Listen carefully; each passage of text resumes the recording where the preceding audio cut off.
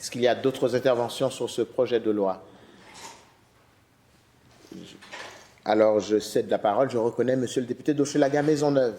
Merci, Monsieur le Président. Je voulais intervenir, bien sûr, sur le projet de loi 15, le projet de loi qui vient réviser quelque chose qui faisait longtemps qu'on attendait, à savoir un bon système de gestion des ordres professionnels. On est ici à discuter de ça, mais je me rappelle être déjà sensibilisé à cette situation-là dès le départ de mon mandat en 2018. J'ai même participé avec ma collègue d'en face à un débat pendant les élections de 2022 sur les ordres professionnels qui avait été organisé, où on se demandait, faudrait-il un ministre ou une ministre dédiée spécialement aux ordres professionnels, tellement que c'était un dossier qui se faisait lancer comme une patate chaude d'un ministère à l'autre et qui n'aboutissait jamais vraiment. Là, je salue mon collègue, le ministre du Travail, d'avoir trouvé une façon de procéder où on vient alléger les procédures. On donne des lignes directrices et on permet, dans le fond, aux ordres de se réformer eux-mêmes. C'est une façon de déléguer une forme de pouvoir. Quand on a des lignes directrices qui sont assez claires, qui ne sont pas non plus des carcans, on peut avancer comme ça avec les ordres professionnels et c'est très bien. On a donc participé aux études détaillées. Il y avait eu beaucoup de monde qui voulait se faire entendre. Vous comprenez qu'il y a 40 quelque chose d'ordres professionnels au Québec. Donc, ça faisait beaucoup de monde à la messe. C'est pas tout le monde qui a pu être entendu, mais c'était pas la fin du monde parce que c'était quand même assez consensuel le contenu du projet de loi. Surtout sur la réforme là, de la façon de procéder. Tout le monde était à bord et ça faisait des larges consensus. J'ai même à la blague commencé à poser la question aux ordres qui passaient devant moi pour qu'ils donnent une note au ministre. Là, c'était 8 sur 5, 8 sur 10, 8,5, 9 sur 10, le ministre. Là. Moi, j'ai arrêté de poser la question parce que tout le monde était content, mais c'est le ministre qui posait la question lui-même. Il voulait savoir si c'était du 9 sur 10 qui venait tout le temps, de la part des ordres professionnels. Et la moyenne était très bonne au bâton, Monsieur le Président, sur les ordres professionnels. Donc, il y avait quand même 2-3 petits trucs qui manquaient, à mon avis. On a donc envoyé une lettre au ministre là, qui, en sommaire, reprenait quelques points qui viennent d'être évoqués par ma collègue de l'opposition officielle. Donc, je ne vais pas trop m'attarder. Il y avait l'enjeu là, de pouvoir modifier, abroger plutôt la liste réglementaire fermée de médicaments de soins de molécules autorisés pour les sages-femmes et les podiatres. Ça a été réglé assez tôt. C'est très bien. On a pu avancer là-dessus. Et toujours sur les sages-femmes, octroyer aux sages-femmes le pouvoir de prescrire à toutes les femmes des tests des traitements pour les dépistages et diagnostics, le traitement des ITSS, de prescrire des traitements prophylactiques des ITSS aux partenaires sexuels des personnes suivies. Alors ça aussi, c'est un amendement qui a été apporté par le ministre. On était bien contents. Finalement, quelques mots, bien sûr, sur le dossier de nos amis, des pharmaciens et pharmaciennes, qui a fait couler quand même beaucoup d'encre dans les dernières heures, dans les derniers jours.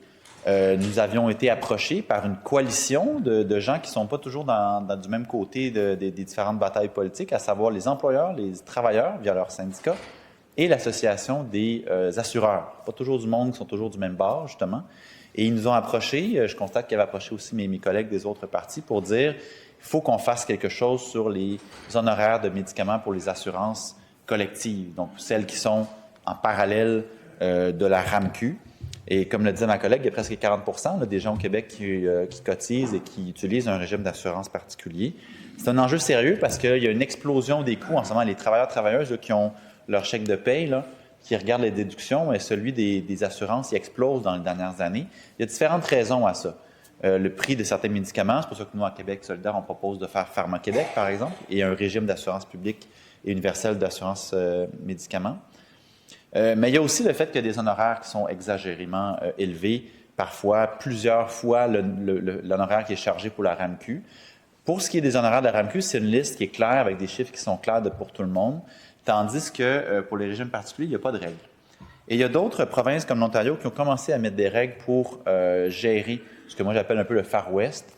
Il faut dire que les pharmaciens et pharmaciennes sont en négociation avec le ministère de la Santé pour revoir à la hausse les honoraires de la RAMQ qui, semble-t-il, sont un peu trop bas.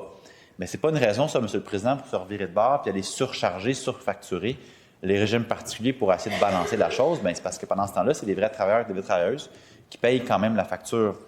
Alors, il y a une iniquité là qui n'a pas lieu d'être, qui avait lieu de corriger.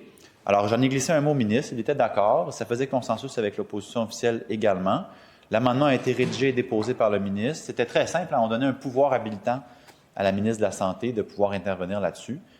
Puis voilà, ça a été adopté dans la plus grande amitié, le plus grand consensus possible. Malheureusement, ça a été spinés en bon québécois, vous me permettrez l'expression, par nos amis de l'Association des pharmaciens propriétaires, comme si on voulait mettre exactement le même montant pour les pharmaciens, pour les honoraires, des régimes particuliers, des régimes collectifs, que pour ceux de la RAMQ, qu'on savait qu'ils étaient déjà trop bas, mais on n'a jamais dit ça.